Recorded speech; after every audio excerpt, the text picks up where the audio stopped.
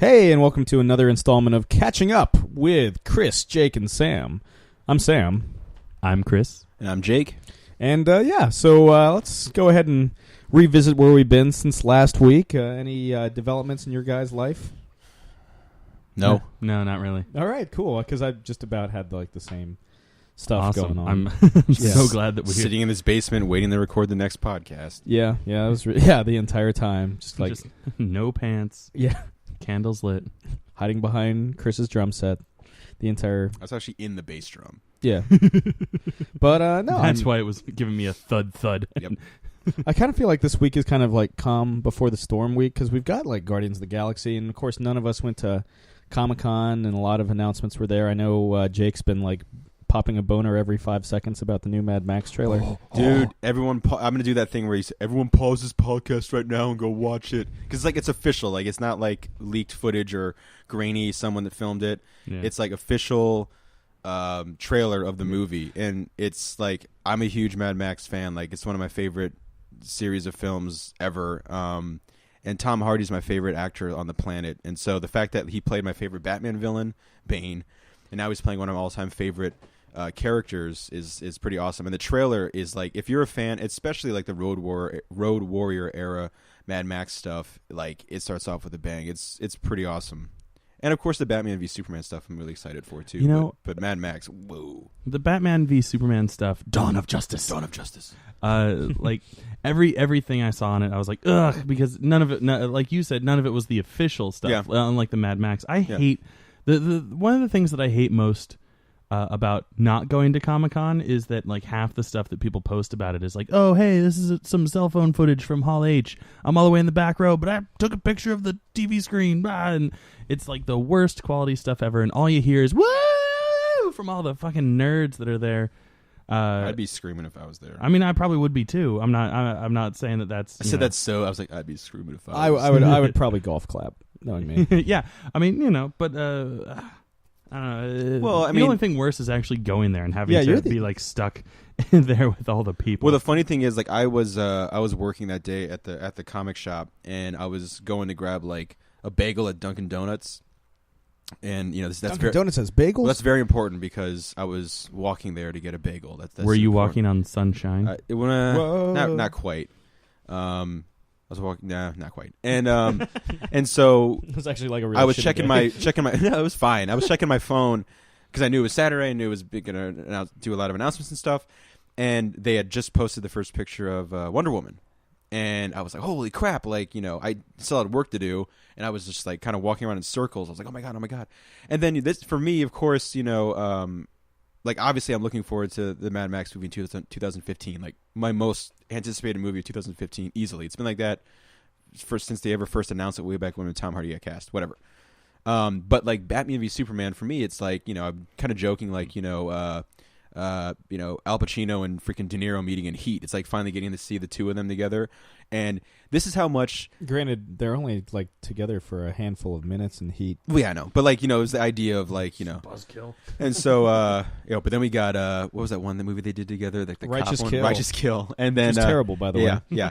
And so, this is how great, like, for me, how excited I was. Like, they had released a description of the teaser, not even the video, but the description of the teaser, and that was enough to have me go crazy. Because if you've heard about it, he's wearing like the Dark Knight Returns armor in it. It really starts to throw down.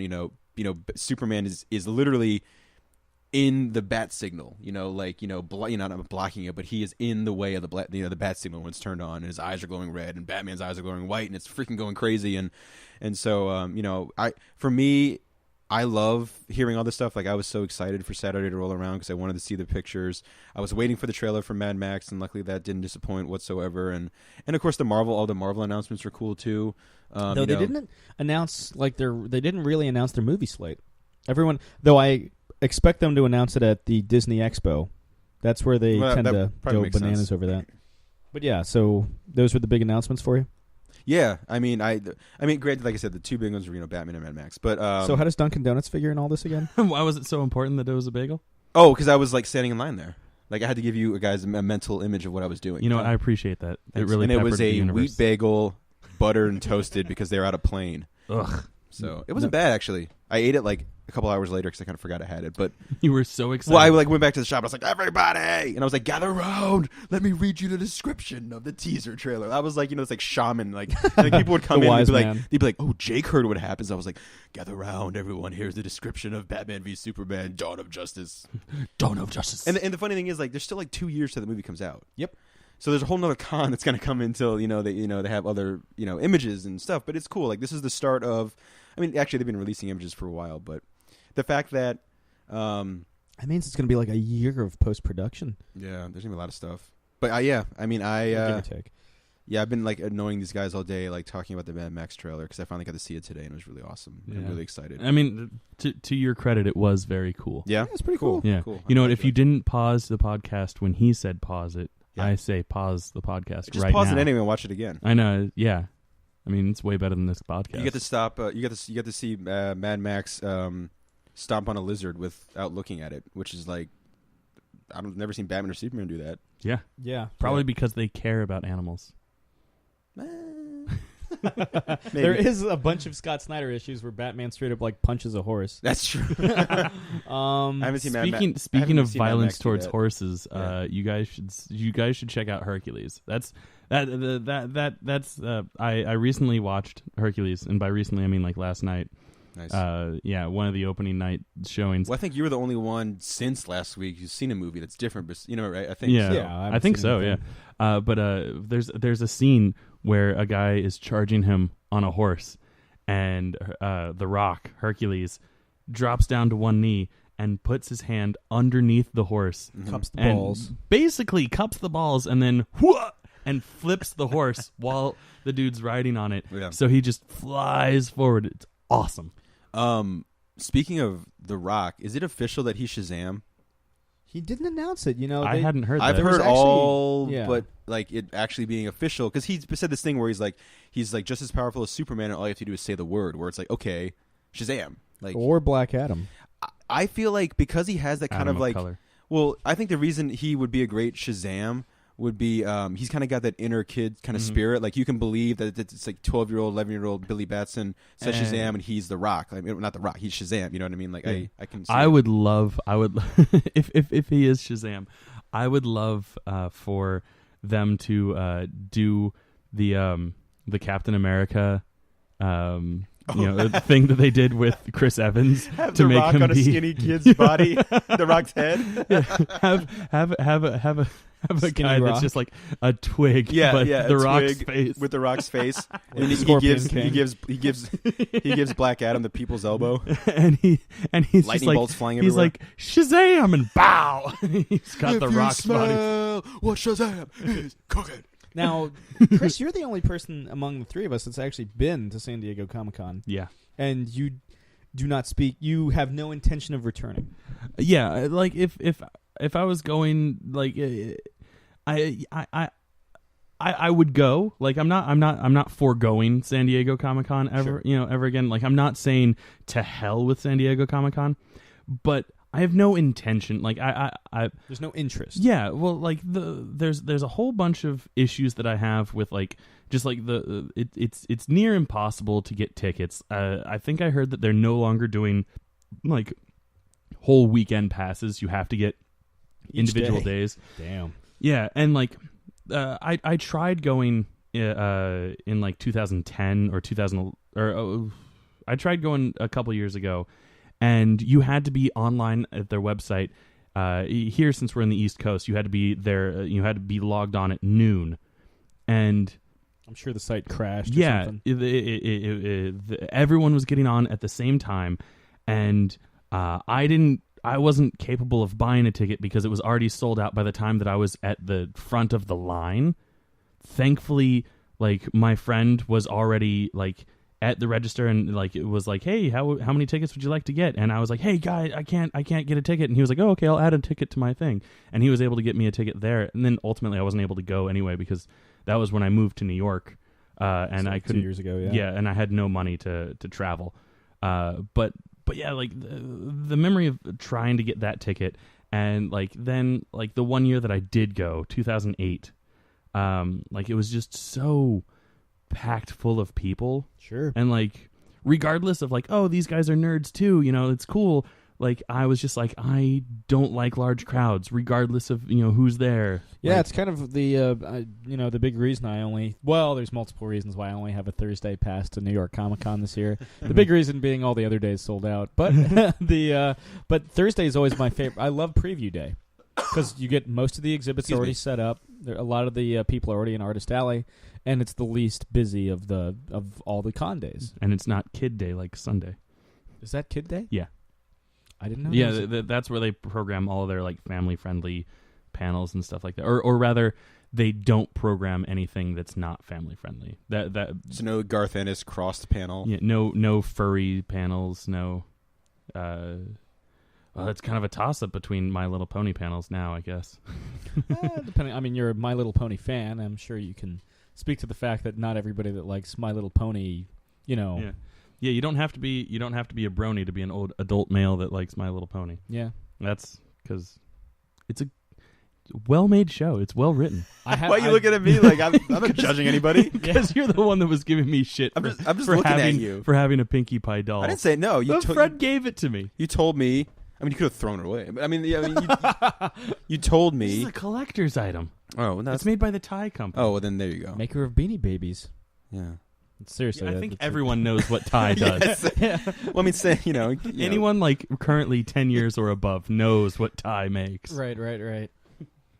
Yeah, I guess. God, I remember when they used to have them. Oh my God, Happy Meals, like 15 years ago. Yeah, and people were selling them for like hundreds of dollars. Yeah. I had a I think spot. I still have a bunch somewhere. I had a Spot, and Spot was like really high up there because like they stopped making Spot and they made like the same one but without the spot on his back. So like Spot became like worth hundreds of dollars, and I was like, it's just a toy. Yeah, could have sold it, man. Or Tabasco, their Red Bull that they got sued by the Tabasco company. Really? Yeah, so they had to change the name. So if you had one that still had the Tabasco name, that's probably worth a lot of money. Could have sold it, bought a 3DO, dude. Everybody rocking the 3DO, playing Gex. God, 3DO for all of you kiddies out there who wasn't it. That was like the equivalent of the Atari like 6000. Well, today, even now, 10 years, almost 20 years later, it's the most expensive video game console ever released in the U.S. It retailed in like 1996 for like $700. Good God! I knew one person that owned it. It was ridiculous. I've never actually seen a 3DO with my two eyes. I believe I've played it, actually. Ooh. Yeah. So you've got a video game thing over me. Yeah. I know nothing about it, except that it was bad. Like, I knew it was bad from the commercials. Yeah. It was... wasn't it, like, fake 64-bit? Well, fake 64-bit was the Atari Jaguar. Jaguar. Yeah, well, the Atari Jaguar, which was Atari's last home console before they, like, died horribly. Aren't they coming back, speaking of... They did recover from bankruptcy. Or no, that was Sega. Sega's coming back, and they said they were going to make a new console. That's the rumor, but I'll believe it when I see it. Rumor. But yeah, so the Atari. I don't know if you guys. It took me a second. Yeah, thanks. Someone. Well done. Well right. No when I hear rumors, I think Fleetwood Mac. That's true. Yeah. Yeah, but rumor has it. Yeah, if we're going that route, but cool. Cool. Yes. I don't know if you guys remember, but everybody loves Raymond in the mid, and everybody hates Chris. not Chris Nolan. That was like the sitcom. No, I got it. Yeah, Chris Rock. Yeah, and Chris Nolan with Terry Crews as one of the main characters. Put Terry Crews in everything. I love Terry Crews. So do I. Well, everyone wants him as Luke Cage, right? Yeah. Yeah. Have you guys seen Brooklyn Nine-Nine? To completely get off on a terrible tangent. Is that on let's Netflix? Let's just forget Atari Jaguar. Yeah. I mean, the 3DO. I'm the only one who gives a shit about the Atari Jaguar. But no, I don't think it's on Netflix yet. It's only, or if it will season. be. But it NBC is it NBC? Fox. Oh, Fox. Okay. It was probably the I thought best. it was NBC because what's his face was on SNL. I thought they were doing. It was my favorite new show of last fall season. And the Emmys agreed with you. It's it got best new show. Sure, I don't watch award shows, so I'll have to believe you. Sure. But yeah, it was fucking hilarious. Like, I just started watching it because I think what's his name, Andy Samberg, right? Yeah. Andy Samberg is funny. That's what he left SNL to do. Yeah, and I enjoyed The Lonely Island, the band that he's in. But yeah, so I started watching it, and I was like, oh my God, this is the funniest thing I've ever seen. And Terry Crews kills it. And there was this big, huge thing about how, like, not only is it really funny, but it's also like one of the best shows to incorporate diversity, or it incorporates it perfectly, like, because you got feeling forced. Yeah, exactly. The main thing is, like, it has good roles, not strong roles, because having forcing a strong character to be female is almost just as bad as like having a shitty character be female. But like but making a good role for a female, and like every single female role is good. Like, it's spot on. You have the dark, brooding, overly assertive character type, which is usually played by a dude. Mm-hmm. You know, but like the Batman style, like that's a chick. You have like the big kiss ass, that's a chick. You know, like the guy roles. You got Andy Samberg, who's just a goofball. You got Terry Crews, who is Terry Crews, and who's suffering some weird like post traumatic stress syndrome because he like shot somebody and is like, I can't go back out on the street because I'm freaking out too much. So it's just hilarious to see like a big guy like him that's just like like, what's his name from Family Matters in the first Die Hard? Yes. Just like that, except not but like looking jacked like Terry Crews the whole time. But then like and then the biggest thing is like the head of their police department, Andre Braugher. Yeah, he is like super straight faced. Like, he's in a comedy show and he's the only one that never like even cracks a smile or anything like that. That's like usually the funniest person. Oh, on the show. He is. But like the most interesting part about him, like, first off, he's, you know, a man of color, and he's like, oh, cool, he's in, you know, a big position of power, but he's also like gay, and like they don't make a big deal out of it, you know, like Omar on The Wire. Sure. I didn't watch The Wire, so I'll have to take your word for it. But he just lied about everything you just said. You just agreed with it. The Wire wasn't even a TV show.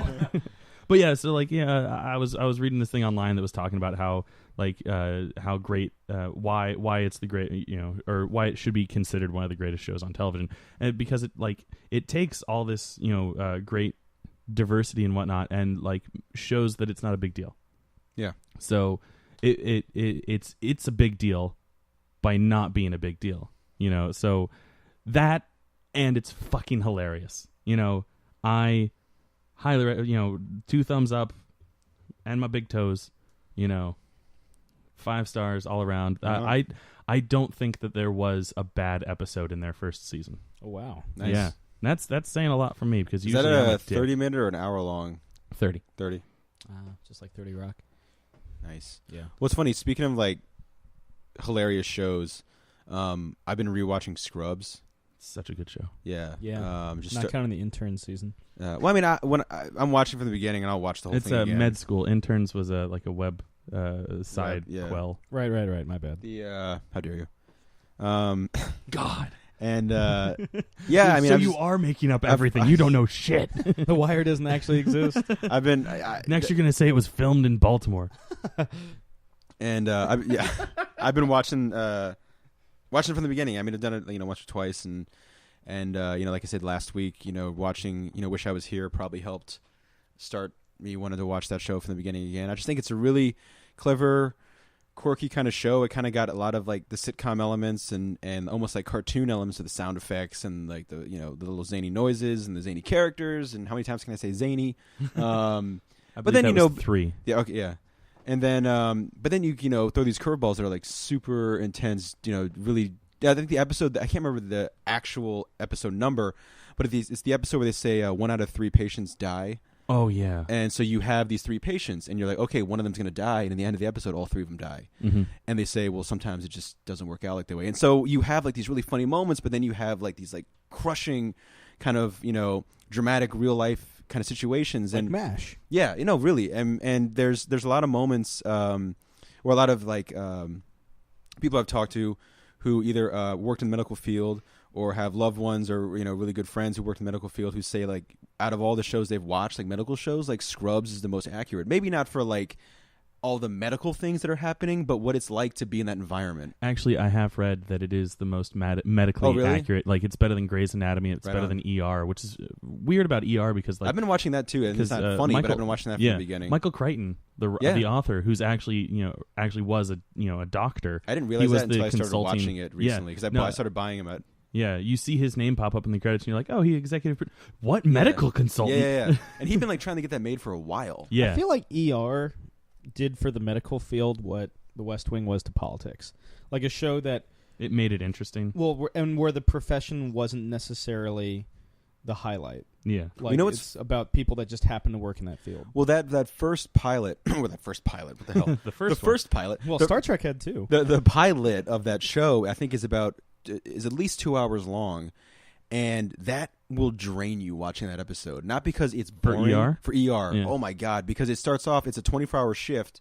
Of course, I'm blanking on their names, but George Clooney. And not George Clooney. Noah Although Wiley? It's funny. No, he's like the new guy who shows up. Oh, that's right. Yeah. But John Stamos.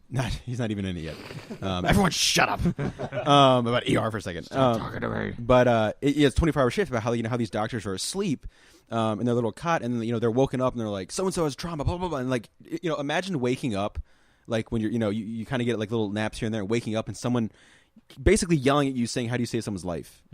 And it's like, back and forth. And then, actually, it's funny enough, probably my favorite George Clooney stuff I've ever seen is like that early ER stuff.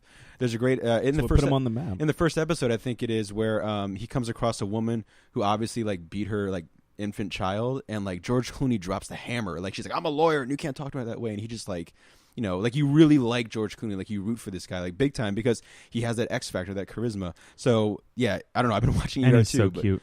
He's a handsome man. Damn dreamy. So ER was, or that episode of ER was what did it for you for George Clooney, not Batman and Robin? Batman and Robin's pretty good, but those nips. Well, when we do the commentary, there's like one scene. I think I was watching it with you, Sam, where like there's a moment where like George Clooney like is like actually acts. Yeah, well, like he acts, but like in that movie, it's hard. Like he'll even tell you like it was a hard time making that movie. Yeah, he talks shit about that movie more than anybody else probably. Yeah, but anyway, so that's even on the DVDs for it. Yeah. But so I mean, yeah, kind of watching these two medical shows who kind of broke through and did great things for TV and showing the the bravery and the, kind of like the being these heroes in the medical field, like what it takes.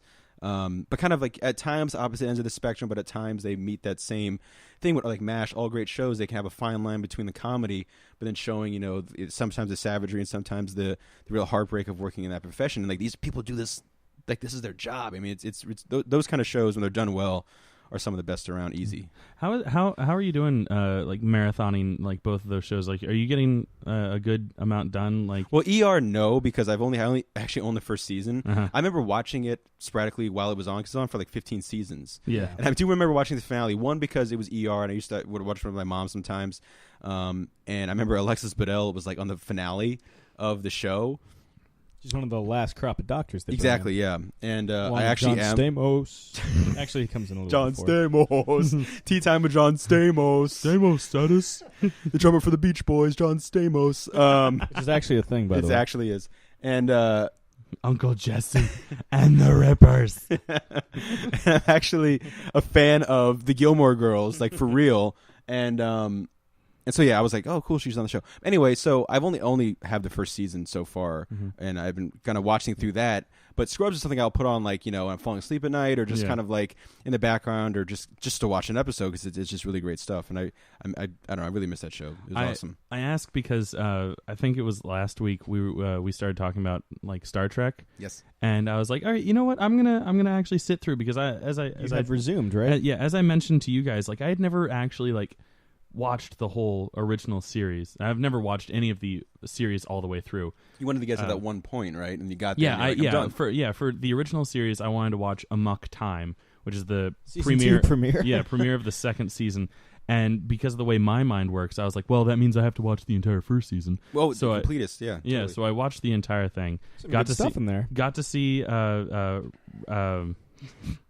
I got to see Khan's, first Space appearance. Seed. I've seen that one. But yeah, so I stopped after Amok Time. So I was like, oh, you know what? They're all on Netflix. I'm going to watch them. And They're beautiful. They're the HD transfers that they redid and remastered. Yeah. Redid all the graphics, but without special effects. Yeah, but without throwing in extra shit like Star Wars did. Except I did read that they threw in the couple episodes that have Klingons in the first 2 seasons. They added in Klingon warships in the space scenes because in the original broadcast they didn't have the budget or something like that. They weren't able to fill it in. So if you see a Klingon warship in like season 1 or 2, that wasn't originally there in the original broadcast. Little Trekkie fanboy point for you. But I was watching, and those are really tough to watch. Like I can only watch like 1 or 2 episodes at a time, just because. Even the Trouble with the Tribbles. That one was cute. Oh, that the one, Tribble. I was able to blow through that one. I had some experiences with the Tribble. And I'm Mud. Tribble. And We'll explain I have a later. I have a Tribble from Think Geek somewhere around here. I just have a Tribble. But it sounds so weird. But like the Tribble was in my pants on the metro. But the episodes are so long. They're hour-long episodes, and they're almost like really an hour. Like because the commercials weren't as prevalent. Yeah, on Netflix the counter says like 50 minutes and some change. Like nowadays, an like hour-long show will be like 45, 43 actually. Right. Yeah, especially for network. Yeah, and it's that, and the fact that the season is almost 30 episodes long. Like, I think I just hit episode 20, and I'm like, oh my god, I'm still only on season 2. Did you get to see the episode where they take on Jack the Ripper? I did, and it felt a little let down because you built it up to be in my mind, I actually thought that they are in jolly old England, and like there's a dude going like, my name's Jack, and when I Jack rip the people. Ripper's going through the streets, I don't think it's jolly old England. I think it's run for your life and hide, because they're never going to catch this guy. But in the episode, old England, like they're fighting an entity that they say possessed Jack the Ripper. Jack. And I was Does like, he have like the hat and the it is an invisible entity that just possesses like several Batman people on the the ship. cowl. But here's the thing: the guy that it possesses, that they straight up like beam into space, like fuck his innocent body. Right? Yeah, fuck So that they guy, just kill right? a guy? Yeah, They kill an innocent. Is he wearing a red shirt? No, he's not a. He's a lawyer. He's from the planet. Fuck him. He's from the planet that they were on where they got this guy, and they like knock him out so that the entity can't jump into someone else, and they take him to the transport room, and Spock has the guy Scotty. Yeah, was it? I couldn't remember if it was Scotty or someone else. Lieutenant Kyle. Yeah, I think it was Lieutenant Kyle because Scotty was on trial for being Jack the Ripper. Yeah. You'd have to see it. It's called Wolf in the Fold, season 2. It's one of my favorites. Watch it. But yeah. Pause this episode. Watch it now. Spoiler alert. Pause they it, knock and out then watch this the Mad Max trailer. Yeah. Again for the third time. Why haven't you paused this podcast like 10 times and watched the Mad Max trailer? We should pause it right now. I'm gonna watch it. But so yeah, they take him to the transport room, and they have the other guy, Lieutenant Kyle. Ballsack. Dan. Yeah. Not transport him into any place in particular. So what the transporter does is just beams out his atoms. It beams him into space. But no, they is he unconscious when he's beamed into space, or is he awake like screaming? No, he's unconscious. No, I just watched the episode. This is about Sam. like peace and like harmony. About Star Trek. This is punishment. But like because it didn't send him any place in particular, it just spread out his atoms across the entire universe. That's how the next Star Trek movie should be. Like his atoms come together, and then we get like pissed off lawyer guy. You know what? That would go in favor of a lot of the plot points from the original Star Trek movies. Like I was talking to Sam. There's one episode where the satellite Nomad comes back, which I think is a fake satellite. It's it's a take on. But so like the Nomad comes back. It has it's achieved consciousness. And it wiped out galaxies. Yeah, and it's wiped out a bunch of planets and Galactus star systems. Yeah, and it's trying to go back to Earth to find its creator. And I was like, hang on a minute, that sounds almost identical to the plot of Star Trek: The Motion Picture, except it's Nomad instead of Vija, which is just a play on Voyager. Yeah, it's missing a noun or two. Yeah, but I don't know. I always liked, that episode where they take on Jack the Ripper. But the fun fact is the lawyer guy that it possesses and that they ultimately beam into space because fuck him is I guess like before they hit the button, they're like, "Why are you beaming into space?" And Spock's like, "Because fuck him." Yeah. And then he hits the button. He flashes like the live long and prosper sign, and then a middle finger because it's only logical to fuck him. Yeah. And he's the voice of Piglet on the original Winnie the Pooh. No, seriously, like that actor. They beam Piglet into space and spread his atoms across infinity. Oh, Pooh, what do you do? I'm gonna slash. I'm gonna slash all the prostitutes, Pooh. Just energize. Fucking energize. Because fuck Piglet. Certainly not my favorite character among the Winnie the Pooh pantheon. I don't know what it says about me, but I was always an Eeyore kind of kid. I like Eeyore too. Yeah, that's probably explains why I'm so depressed nowadays. Okay, hold on a second. Like Owl. Yeah. What is because Owl a woman? Him. I always thought Owl was like a really old woman. No, Owl's a man. I know, but like I know voiced by Craig Ferguson in the latest film. Well, fuck Craig Ferguson. No, I like Craig Ferguson. Actually, but in the early ones, in the early ones, I always thought Owl was a really old woman. Okay, right on. But so moving on. So yeah, this is so dumb. It's been rough for you to get through Star Trek, though. Yeah, no, I there's some episodes. I want to watch it. I want to have a fuller understanding. I'm gonna have Sam have me pick one more episode, and by next week when we do this next podcast, Trouble with Tribbles. All right, I will watch Trouble with Tribbles because I had one in my pants. Basically, Sam, tell him a story because it's probably finish. Well, your I will watch Trouble with Tribbles Season 2. sometime before the next podcast. Okay, and so I will talk about it. I'll give it because, like I said, I love the idea of the fandom of Star Trek and like what it did for TV and science fiction and all that and everything. It's funny because when Sam was giving me all these episodes, the 10 episodes to watch, which I still have somewhere. I still have them somewhere. I'll look at It's a Facebook message. Yeah. I actually watched every documentary they had on Netflix. Trekkies 1 and 2. Trekkies 1 and 2. The Captain's documentary was fascinating. And then they have the Captain's close-up. Yeah, and then I think I watched that one. And then they did Get a Life. Yeah. The one that William Shatner did, where in the very beginning, this woman runs up to him, she's like, "Oh, it's Mr. Spock," and then like runs away, and he goes, "I'm Spock."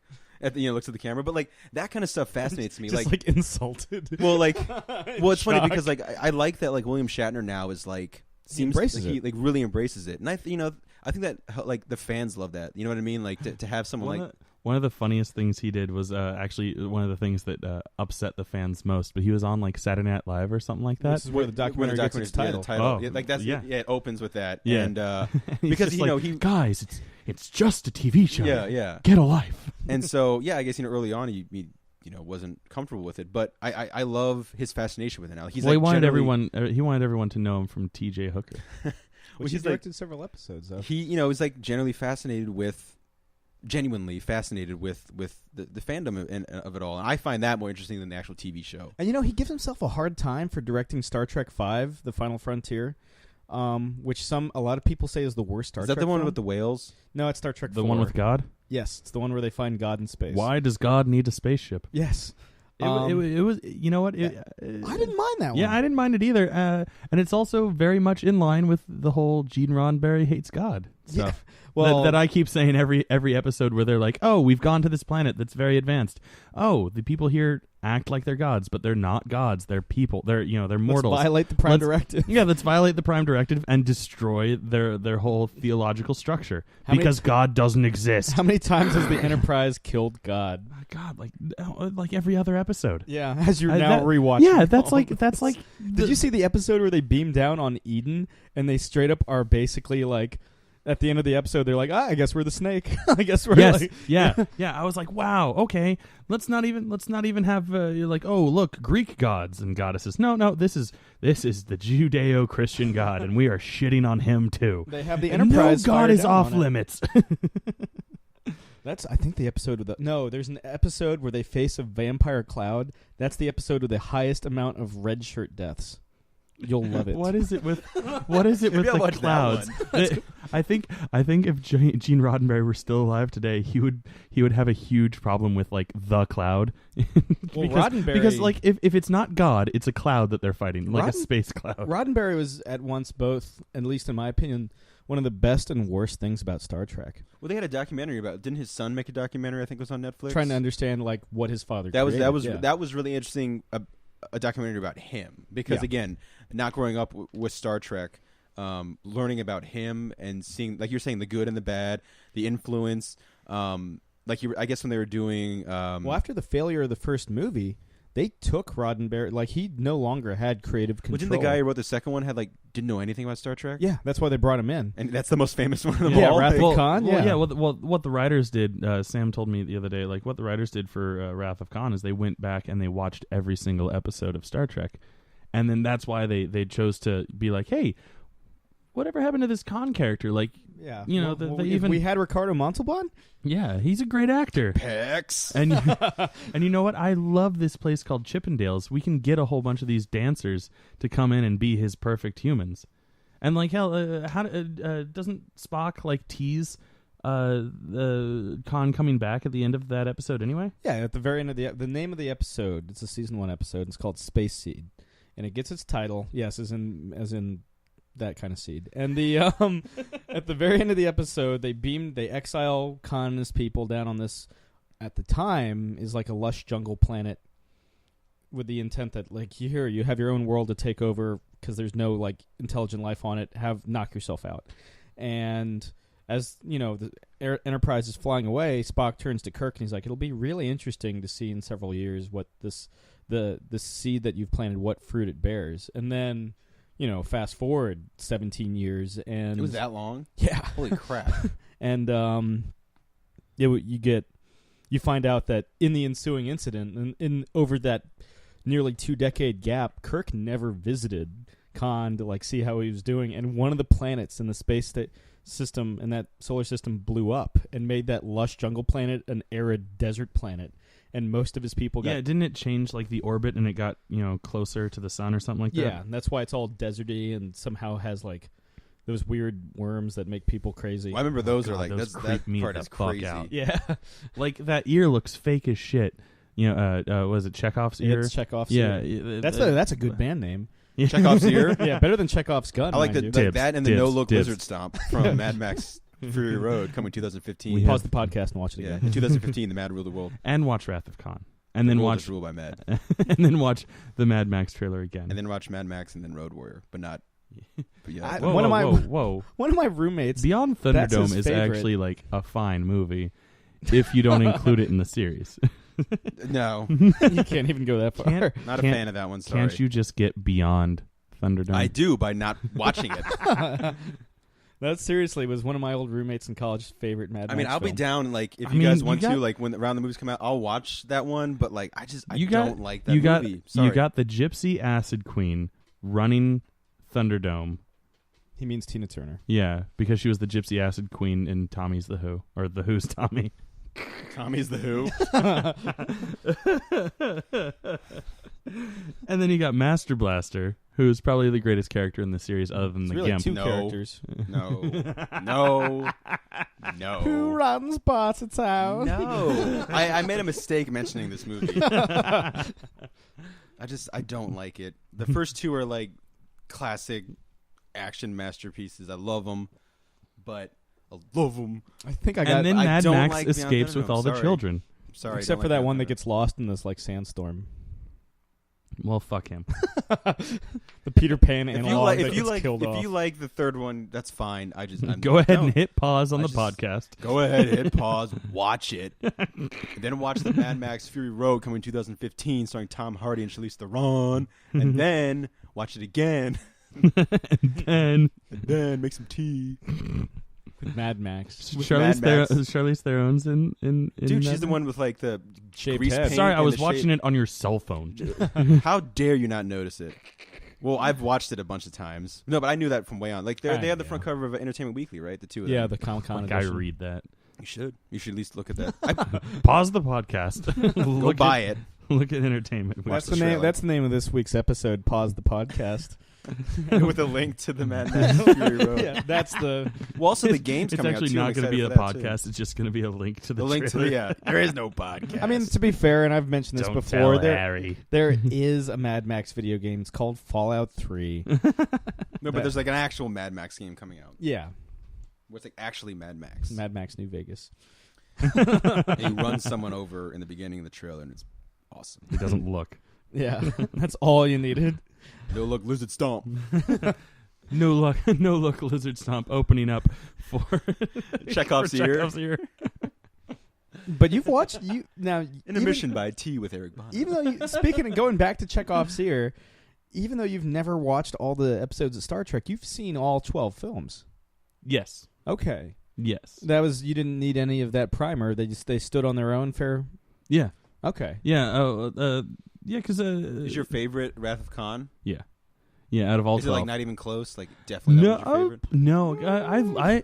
I've only seen two. Not including the J.J. Abrams movies, which I really enjoyed.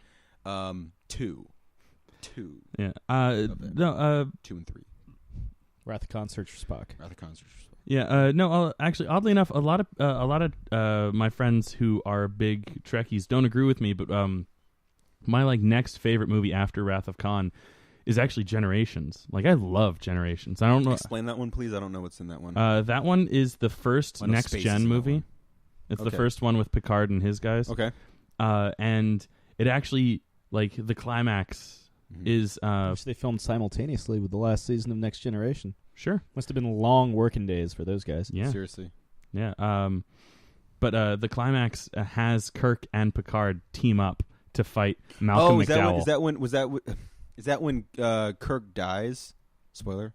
Yes. Yeah. And he's like, the whole famous he's looking into the whatever distance. What's his last line? Oh, yeah. He sounds like because now I remember that now because I remember and actually that's the only Star Trek movie I own. Wow. I remember because not even Wrath of Khan. William Shatner was talking about that line and what he would say about he had the luxury to choose his dying line. And that's I don't know, it's kind of like a beautiful little line for him being like this discovering and facing a new unknown. Yeah, exactly. Yeah. I always liked his last line in The Undiscovered Country, where they find out that they save the day and they bring peace between the Klingon Empire and the United Federation of Planets, and they're like, "Awesome, cool, we just killed Christopher Plummer, sweet." And then they my God, that's so yeah, and then they get an order from Starfleet. They're like, "Okay, now could you bring back the ship? We're going to decommission it." And they're all like, "Well, fuck," and they kind of look around, and then Kirk is just like, "Third star on the left, straight until morning." And that's how, that little quote from Peter Pan, that's how it all ends for the original series crew. It's the last time we see all of them together. I always like that. It was a good nod. Yeah. But yeah, so Generations then. That's your favorite? Yeah, I feel like most people say First Contact. Yeah, well, First Contact is a very close third. It's like a zombie movie on the Enterprise. Is that what what is it, the Borgs or whatever? That's right. Yeah, and I do love the Borg. The Borg is probably my favorite villain. All of them. All them Treks. I know so much about the Star Treks. With an X. You know what? My favorite Star Trek villain is Darth Vader. Yeah, he's pretty tight. Yeah. God. Yes. My favorite Star Treks. The Borgs look cool. Again, most of my knowledge is from what I've heard on the documentaries. And I remember some guy, it was a guy, I can't remember if it was a guy or a girl. They're basically space zombies. They made their outfit and they're basically they won Cybermen from Doctor Who. And they won I don't know about that either. Should you give them 10 episodes? Do of not Doctor give me Who 10. Well, no, because there's no hope for Doctor Who. A little Who kid came into the comic shop and just schooled me. I remember he was like, "Who's your favorite Doctor?" And I was like, I knew my dentist. Well, I knew Dr. Love. I knew I think Matt. I'm surprised you didn't go to the Kiss concert. I know. Well, or the Billy Joel concert. I was working. So money. Billy Joel and Kiss were both in town lately, and they're working in money. Stop making me feel like an asshole. Okay. It was God, I can't believe you're not a better fan. You don't even know which favorite Doctor is. Well, I think I said Matt Smith because I knew that name. The kid was like, "Oh, really?" And sort of I love David Tennant. He was going off on he was 7 and schooling me, and I was like, I can give you a good Spider-Man story to read. Stop yelling at me. Go watch Ultimate Spider-Man. Give me a Doctor Who episode to watch. And I'll probably be completely confused. Wait, which is the one episode with every Doctor? Wait, which is the one where David Morrissey shows up?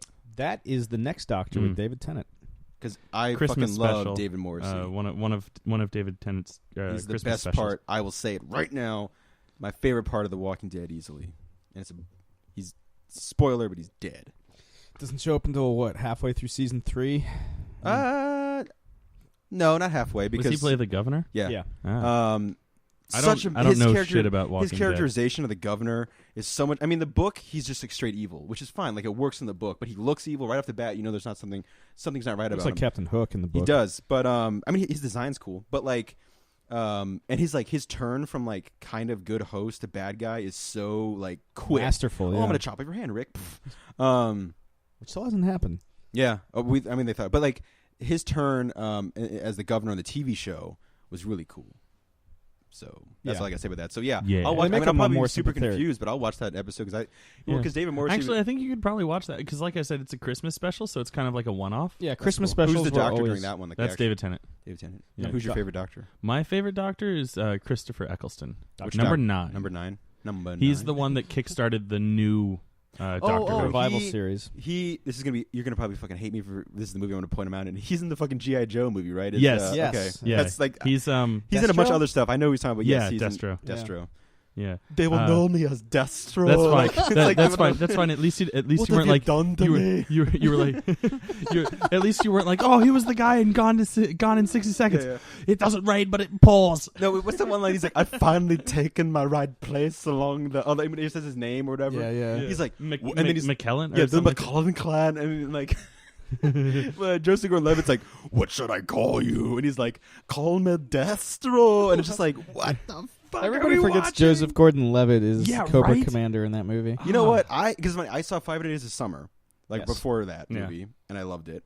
Then I saw him in that movie, and I was like talking about like yin and yang, like, you know what? Like, the movie's like, you know, whatever, it's goofy. He's and a great crazy. actor. I thought he was like eating up the scenery in that movie. Like, granted, there's nothing that resembles Cobra Commander in that at all. But it was fun. And oddly enough, nothing in the sequel that he resembles looks more like Cobra Commander. I mean, in the I've sequel. never actually seen it all the way It's through. on Netflix. Netflix keeps recommending it to me, and I keep watching like the first 15 minutes, and then I just get distracted. I don't like to like crap on movies if it's not very good. But it has The Rock. The Rock's cool. Like I said, The Rock's cool, man. Speaking of The Rock, there was Love you, Rock. There was something else that I wanted to talk about Hercules. It did Hercules. As much as I'll put it up on a pedestal as like a great movie, like it had probably one of the worst opening lines that I've ever heard, and it falls into one of the worst cliches of movies that like take like big fantasy characters like Hercules, and then they're like, oh, we're gonna do our own take on it. The first line is, "You think you know Hercules? You don't know anything." So Prince opens it. Yeah, yeah. Beloved, we got here today to discuss Hercules. Vicky Vale loves Bruce Wayne. You think you know Thaddeus Stevens? You don't know shit about Thaddeus Stevens. Your life won't be worth spit. If you could only have seen Sam's face as his eyes lit up, and he's like, "You don't know shit about Thaddeus Stevens." But yeah, so like as soon as that happened, I was like, you know, died in your seat. Yeah, and like I almost was like, hey, what the Did you see it in you're not a 3D guy, so you probably didn't no, see I know I am a 3D guy. That's the problem. You are? I didn't think you were a 3D I'm a guy. Huge 3D guy. That's the problem. Like that's where like most people are like, oh, I don't to the like point 3D. where you're I'm where like, you see bad 3D. You're turned off by bad 3D. Yeah, like the same reason why people like most people are just turned off by 3D. I like to the same extent I'm turned off by like bad 3D because I'm such a 3D nut. Gotcha. Like most movies don't know how to shoot in 3D, which is why most movies have bad 3D, which is why most people hate 3D. If people actually knew how to shoot 3D properly, people would enjoy and they would look forward to seeing movies in 3D, which one of these days when I become a famous director, I hope that that's the thing that I'm known for. It's like, oh, he actually gave life to this medium. So it's more than just James. Did you Cameron. see it in 3D? Yeah. I ended up seeing it in 3D, and it's actually it's pretty decent. Like it breaks some of the rules, but it's the rules that everyone breaks. Like, you know, not breaking the window. But to explain that, I would need to have a visual aid. So don't worry about that. But like but there were some beautiful 3D moments. Like I don't remember anyone's name other than Hercules, but one of his buddies has this spear that he like jabs right at the camera, and it pops out at you, and it's like, oh, cool, a pop out effect. And then it, he flicks something, and 2 blades pop out on the sides, and he pulls it back and guts 2 guys that are in the foreground, and then it cuts. The camera angle cuts to around the other side, so he's pulling the spear back, and that end of the spear is now jutting out into the foreground. Cool. So you're like, oh, so it's like a beautiful reverse, action of the same action happening, and that was actually probably one of the best things. Just overall cinematography, the editing, the cutting on action was really on point. So on point. Yeah. So who knows? The story might have been terrible, and I was just distracted by how well it was shot. Shiny pointy things. Yeah, and dude, there's a scene. Like Avatar. No, the beautiful cinematography could not distract me from how much I disliked that movie. It was beautiful, and it was great 3D, but everything else about that movie was terrible. And it's got 4 sequels in line, and I'm so sad. Yeah, that's pretty much the rest of James Cameron's life is devoted to it, because it took a long time to make those movies. Right? Yeah. Well, the first one, it took him 15 years to make because the technology was just not ready for it. Now that the technology is ready, it'll probably be 5 years per movie. Yeah, so that's a long time. But to give even more props to The Rock, he took this role really seriously, and I like The Rock. Yeah, and to give him credit, he looks like Hercules. If anyone was going to play Hercules, I would say The Rock. But there's John Cena. You don't see me, Hercules. I don't think John Cena's the fucking man. But I like him in the movies that I've seen him in. Marine. 12 rounds. I never saw 12 rounds. But no. So there's a scene where Hercules is chained up, and his buddy, the same one that was doing the stabby thing, was trying to build him up, and he's like, "What's your name? Who are you? Are you just a man, or are you a legend?" And fucking The Rock is like, "I am Hercules," and he rips the chains out of the walls. I was watching an interview on Conan, he was talking about while they were filming that scene. Hercules. Yeah, right. Nice. I hope they redo the Conan movies with him as Conan, and he only gets interviewed by Conan O'Brien. Yeah. But no, so he was talking about filming that scene, and he was like, "Guys, I want to give this my all. Don't put prop chains on me. Put real chains on me. Put them really embed them in the stone. I want to not be able to pull, to yank these. I want to give it 100 and a million %. That's a lot. Yeah, that's a lot of percent. Yeah. Well, do you smell 100 and a million? Yeah. Do you smell what he's cooking? Because that's a lot. That was a terrible pun. Yeah. But so they do that, and he's going so hard, veins are popping everywhere, and he posted a video on Instagram of a behind the scenes shot of filming that, and he does his line, and then he just drops, and he's like, "Yeah, I passed out because I was exerting so much force and not letting it, not releasing." Yeah. He was edging so hard. Yeah. For anyone that's watched Orange is the New Black. Yeah. I've seen a couple episodes. I haven't finished it yet, but I'm looking forward to finishing. Edging is a thing about masturbating. Oh. Okay. It's Sam's curiosity peaked. That's not the only thing that peaked. Yeah, so how does he stack up to Kevin Sorbo? Well, he doesn't have Sorbo status per se. But no, actually, I think they jabbed a little fun at him, because one of his cohorts is just a storyteller, and he's like, "What do you think is better, Hercules? The Legend Begins, or Hercules? Something else?" And I was like, "It sounds a lot like Hercules: The Legendary Journey." Yeah. I see what you did there. Also available on Netflix. The Sorbo stuff? Oh, yeah. Sorbo stuff? I used to watch that as a kid. That and Xena Warrior Princess. I got so close to meeting Kevin Sorbo 2 months ago. You did meet him. You just didn't get to take a picture with him. Yeah, because the ATMs were out of cash and they didn't take cards for... This is at AwesomeCon? Yep. Yeah. So you met him, though?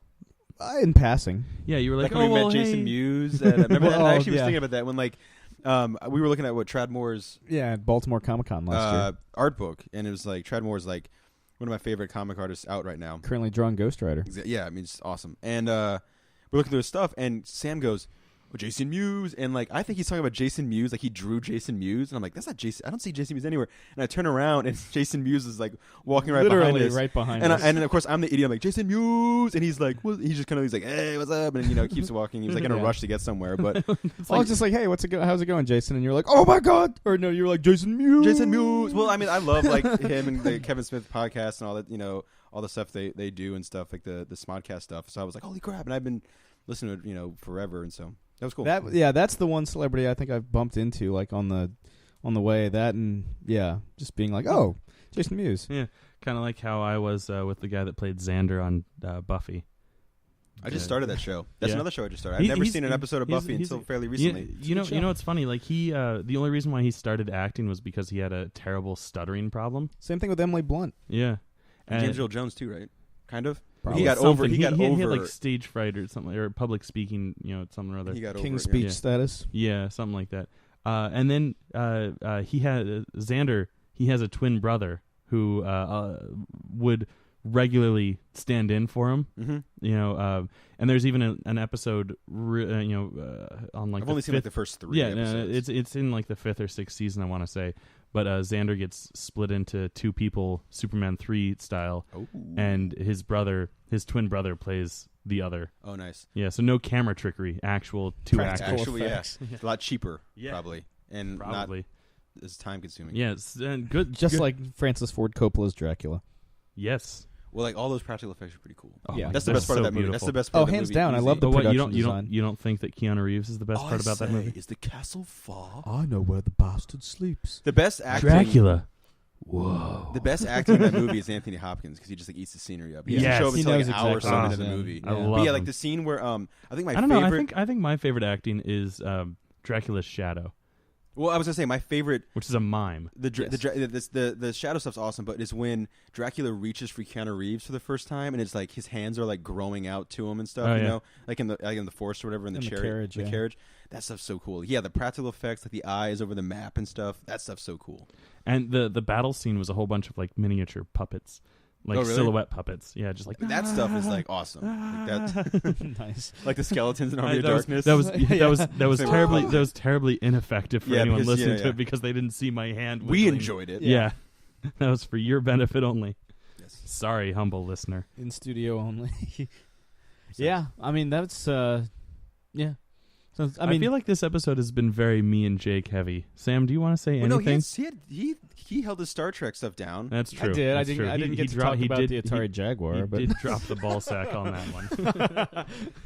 I'm sure we'll talk about the attack. We'll have the Atari Jaguar somewhere down the line. We'll talk about it. In the description for this episode, can we just be like, Sam talks about the Atari Jaguar? I was going to say, that's the only description. I mean, I had anticipated, like, I was thinking about, like, what it would be.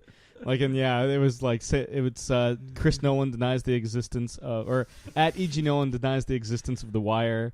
Chris and Sam gives up on the Atari Jaguar.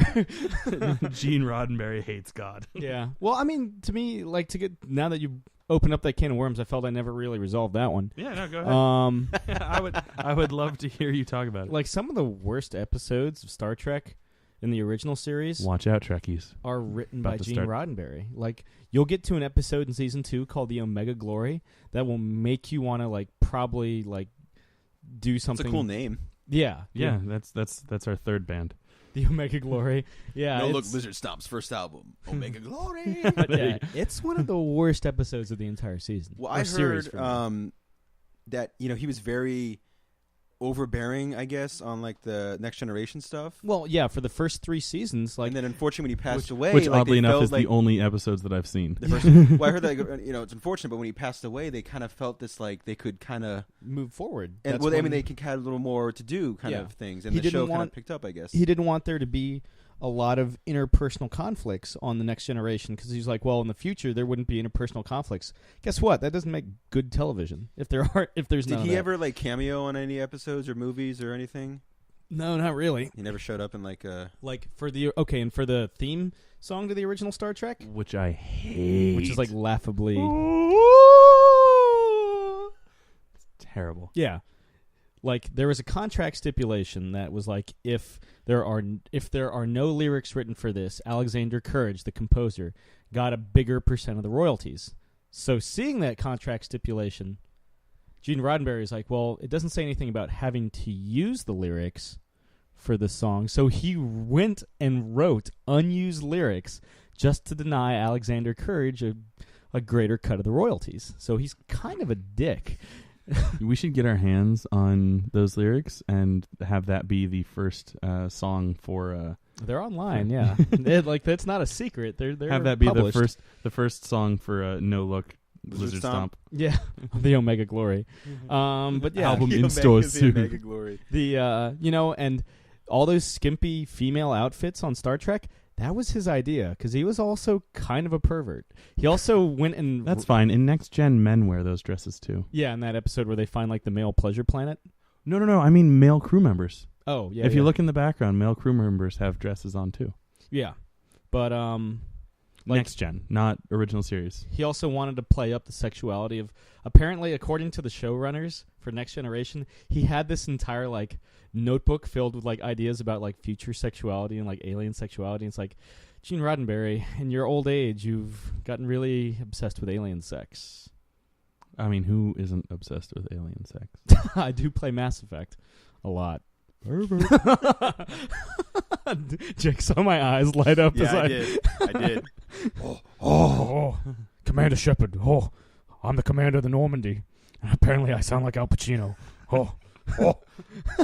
Actually, guys, seriously, pause this podcast and play shitloads of Mass Effect, all 3 games, and watch the trailer for Mad Max. I am serious. Watch it because it is fucking awesome. Yeah, I kind of want to do that thing where Cartman freezes himself, so he can, doesn't have to wait for the Wii to come out, and then he actually gets frozen 5,000 years in the future. But I want to do that and wait for the release date, and you guys unfreeze me when it's opening day for the Mad Max Fury Road. And just like that, we'll forget, and you'll wake up into a time period where sea otters have gotten sentience. Yeah, as long as I can see the movie. Dirty sea otters. As long as I can see the movie, that's actually my favorite 2 episodes of South Park ever too. But I just want to watch that movie. Mine's so cool. Scott Tenorman Must Die. That's a good one. That was a turning point for him. That was when I was like, all right, I don't need to watch any more episodes. There's no way that it can get any better. That's like listening to the opening freaking chord in A Hard Day's Night and being like, I don't need to listen to the rest of the song. It's an F chord with a G on top.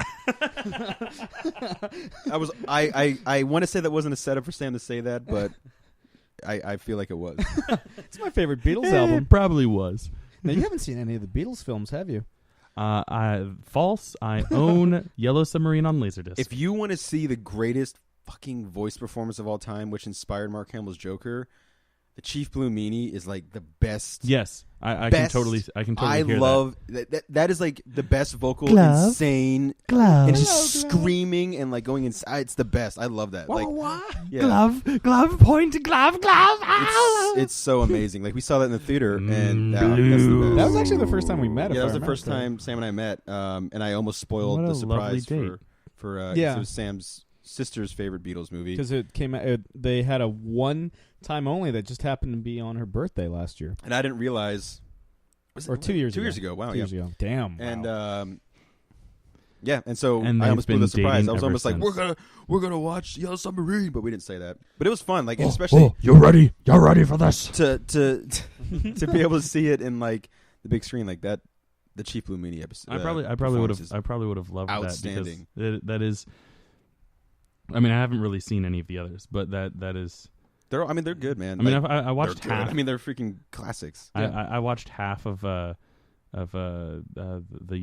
Help. No. A Hard Day's Night? No. I'm making a fucking joke because it's that Across the Universe one, and I just couldn't remember the title. You mean the movie Across the Universe? Yes, that one. No. I remembered when I was like, I was trying to make a joke. That's one of those movies, there are certain scenes that were really well, and songs that well done, that are really awesome. I jokingly say it's like a chapter select movie where I've seen it once all the way through, and I love Evan Rachel Wood's performances and stuff It Won't Be Long and some of the other stuff. If I Fell, yeah. And I actually really love the With a Little Help from My Friends version of that. But I mean that's just stuff I can flip through, and I really like it. Yeah, my problem with that movie was that it just seemed like a collection of music videos versus actually like a story. Yeah, well, I mean most of those musicals are. Well, no, I mean Mamma Mia, wasn't like Pierce Brosnan. That was your guts. You know what? Whatever.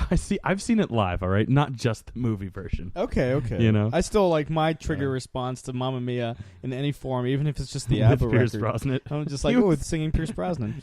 That was a bad idea. Yeah, even he like. Well, and my dad has it on DVD because my dad has. It must be a dad thing. Oh, your dad. I was telling somebody. Yes, I was. Maybe that's why I would be a great dad because I own it. I was telling somebody yesterday because I was like, I was watching Hogan Knows Best last night. Yo, Brooke, let's go. You know, Linda, Nick, where is everybody? And born on our birthday, August 11th, by the way. Oh yeah, he is. Yeah. He's a real American. And I am a real American. Stop. We don't want to pay royalties. Okay. He's born on the same day as us. He's not going to do that to us. My friends used to live in his neighborhood in Tampa. Oh, really? He's a benevolent Hulk. But then he moved to make Hogan Knows Best. Anyway, one of the reasons you should follow Sam is solely to see this picture, and it's 2 copies of The Alamo. Yes, the one with Billy Bob Thornton and Patrick 2 Wilson. copies of The Patriot. Yes, with Mel Gibson. Some of these not even opened. And then all 4 of them not. Was it all 4? Okay. And then the entire series of Hogan Knows Best, open and well used. Yeah, opened. Well, if it wasn't, I opened it because I made sure I was watching that stuff because that's a classic. The high point of television. I enjoy that. I enjoy that show. The high point of Hulk Hogan's career. I mean, it's actually really sad watching it though, because like that dude should be retired and living the life. You know He's what I mean? Basically Mickey Rourke's character in The Wrestler. Well, he was offered that role. Yeah, and he turned it down. Yeah. He was like, I don't need a movie. Well, I mean, I've lived it. He has. Like, it's crazy, I'm man. still well, he used to always say, brother. like, you know that scene where, like, Mickey Rourke, you guys have both seen The Wrestler, right? Yes. Okay. No. You haven't seen The Wrestler? Okay, whatever. Well, there's a scene where, you know, he tapes up his arm, and he has little razor blades in his, like, in the tape. And what wrestlers will do is they'll take it out, and they'll cut the top of their forehead or, like, little sections where you can't really see the cut. And so when they get up, like, after they hit the turnbuckle, or they get hit really hard in the face, and they're, like, down on the ground with their arms covering their face, they cut themselves, so when they get up, they're bleeding. One of the things Hulk Hogan was like the master at was hiding the razor blade, and he would hide it in his mouth, like in between his gum and his lip. Because that's not dangerous. And what he would do was it got so comfortable for him because, you know, he wrestled for so many years and did all these things that he would go to sleep at night and it'd still be in his mouth, and he'd wake up the next morning with the razor blade still in his mouth because he'd forget because it's this like routine. And so that's crazy. It is. That's all I gotta say about that. If he swallows that shit, he's done. Yeah, he's not though. He's still around. I know. And he's back in the WWE now, which is even crazier. Brother. He is. Well, he's got to, pay that out. That's the sad thing about Hogan Knows Best, right? Well, like I'm saying, like Hogan should be doing, like he shouldn't have to be getting like back surgeries and knee surgery. I mean, maybe because of all the years, but like he should be done. Like he should be living the life retired, and instead he has to, you know, keep doing this. Some 20-year-old. Oh, he is. Yeah, well, that's for me. It isn't so much the fact that he's addicted to wrestling and refuses to quit. He can't stop. I mean, it's not like you're saying. It's not because he's addicted. He can't stop. That's not why I find it depressing. That's not the point I'm trying to make. The point I'm trying to make is right after Hogan Knows Best, his family falls apart. It's this entire series about celebrating his family life, and right after Hogan Knows Best, his son gets arrested for, was it a vehicular manslaughter? Yeah. Well, I mean, his life, like, the thing is, his life was falling apart during the show. Like, that marriage, like, supposedly was, like... on the rocks. If you listen, like, he was on Howard Stern talking about, like, for years. So there's an episode where they, like, you know, spend, you know, this, like, I feel like he was like, let's do the show so we can kind of force ourselves to be back, you know, back in a family. You know, and then the thing that I was saying is, it's not that he was addicted to wrestling, is he had to wrestle because he had to pay the bills. And this is the guy who was like the biggest thing in the world in the 80s, and he didn't have enough money. Like, that's crazy. If only he won that fight against Rocky, man, maybe he'd be all well, right. I mean, you know, Stallone inducted him in the WWE Hall of Fame, and they have an episode where they show him and stuff. And, you know, he's still like, he's like, you know, super thankful for what Stallone did for putting him in Rocky 3. Like, that was what pretty much launched his career outside of, you know, obviously the WWE stuff. And Thunder Lips? No, the TV show that he was in. Wasn't he in a TV show? Something in Paradise, right? Thunder in Paradise? Maybe. It opened up with them on a speedboat that was like all done up like Hollywood Hulk Hogan style. Wasn't he like in a nanny movie? Like yeah. Oh, yeah. I used to watch Mr. Mom? No, that's no. Michael Keaton. It's Michael Keaton. Remember the phone rings, and he like pulls it out of the wall, and like he picks up the thing. Nobody there, I guess, and he like just chucks it across the entire room. Yeah. Mr. Nanny? Something like that. Yeah. And then he was in a Suburban Commando. Yeah. With Christopher Lloyd. I was frozen today. Yeah. He's also in Saints Row the Third. Oh, Sure. oh. That's not a funny movie from the 80s. It kind of is. 90s. Kind of is. You kind of are. Damn right. And I'll do it again. Yeah, so that's, I don't know, that's really all I've got going on my end, guys. Now, thank you for letting me talk about Gene Roddenberry some more. There you go. You got your 15 minutes. I did. Jake, is there a secret random question you want to close us out with? Oh, yeah. I'm terrified from this because the only hint you gave us was that it was like philosophical. Yeah. What's your favorite cookie? Damn. I'm gonna go with peanut butter. I'm gonna go traditional like chocolate chunk, but Like Toll House? no. Homemade. Are you fucking out of your mind? But I'm Shut up, gonna Sam, you I'm gonna stupid dick. you stupid cunt. You stupid dummy. You dummy. Is it all right if I call you a dick? But I am gonna spice it up a little bit with chopped almonds. So chocolate chip with chopped almonds. Almost like Pepperidge Farm status. But Sure, homemade. but homemade, Yeah. so it's still gooey. Yeah. You know? Ooh, gooey. Ain't nothing better than a gooey cookie. Okay, next, before this gets weird. Too late. It happens to be my personal favorite. It's another line from Winnie the Pooh. I really Chips Ahoy. Well, I really like Oreo. the chocolate like dough cookie with the white chocolate chips and macadamia nuts. Nice. Yeah. Oh, you know what else I really like? The cookies with the Hershey Kiss in the middle of it. Oh, the peanut butter cookies. Yeah, with peanut butter cookies with I think it's just called a kiss cookie. Kiss cookie. Yeah, at least that's what I would always call it. And then also, I'd be like, Bob, I want a kiss cookie, and she'd be like, all right, here's some peanut butter cookies. My mom used to make a shitload of those every Christmas. She would make so would mine. Yeah, a shitload of those, a shitload of sugar cookies covered in green and red sprinkles, and a shitload of chocolate chip cookies and a shitload of oatmeal cookies with raisins. I like snickerdoodles too. Snickerdoodles are all right. I don't like them when they're hard. That's the worst. What's your favorite Girl Scout cookie? I think that's a better question. Oof. My question wasn't good enough. That was like at least 2 or 3 minutes of dialogue. That's where we divide the men from the boys. And because like everyone's like, oh, Thin Mints. And it's like, yeah, okay, fine. Everyone loves fucking Thin Mints, which are awesome when you put them in the freezer. Oh yeah, no, put them in the freezer. Actually, I have some in the freezer. If you guys want to the podcast, I like the chocolate and peanut butter one. Samoas? No. That those are the ones with coconut shavings on top. Coconut. That's like a tomato of right. Thank you. The do-re-mis or whatever. Yeah. Well. They're the Do-si-dos, but those are the peanut butter sandwiches. No. Well, those are good. Because those are my favorite. But you know what I'm talking peanut about, butter. chocolate. I know what you're talking about, but I don't know what they're called. I'm actually a big fan. And what good is any of this? Trefoils. Oh, what are those? Those are so that sounds boring. Gross. Well, they're like shortbread, but they have like the Girl Scout logo Mama's little stamped baby on them. loves shortbread. I mean, they're little fine. Baby loves Yeah. shortbread too. What are the chocolate? Shortening bread. What are the chocolate? Someone stall for a second. I gotta Mama's little baby loves. We'll just edit. Yeah, everyone just talk about No. tagalongs. Tagalongs. Regular cookie with soft peanut butter and coated with chocolate. I got your soft peanut butter right here. That's disgusting. Yeah, right? So tagalongs. Okay. I have a list of all of them if we want to say every single cookie. Still just trefoils. Fun fact about Girl Scout cookies that I just remembered. Depending on where you are, some of them are called different things. Like Thin Mints are always called Thin Mints, and I think Samoas are always called Samoas. Do you want me to run through these real quick? You can if you want to. Chocolate chip shortbread. Boo.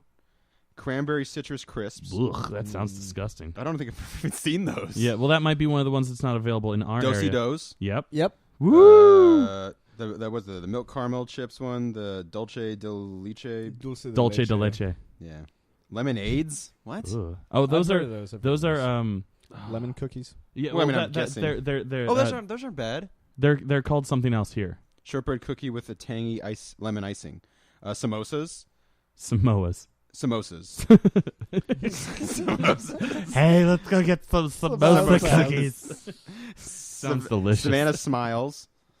Tagalongs, as we already said. Yeah. Thanks a lot. Used to be known as Animal Treasures and All Abouts. I think I remember all about. Thank you very much, which is how we're going to close every single podcast ever. Thank you very much. Thin Mints, Yep. and the last but not least, actually last but certainly least, because Sam likes them. They're stupid trefoils. Yeah. No, I like. Fuck. Fuck you fuckers. You have insulted my honor by shitting on my preferred Girl Scout cookies.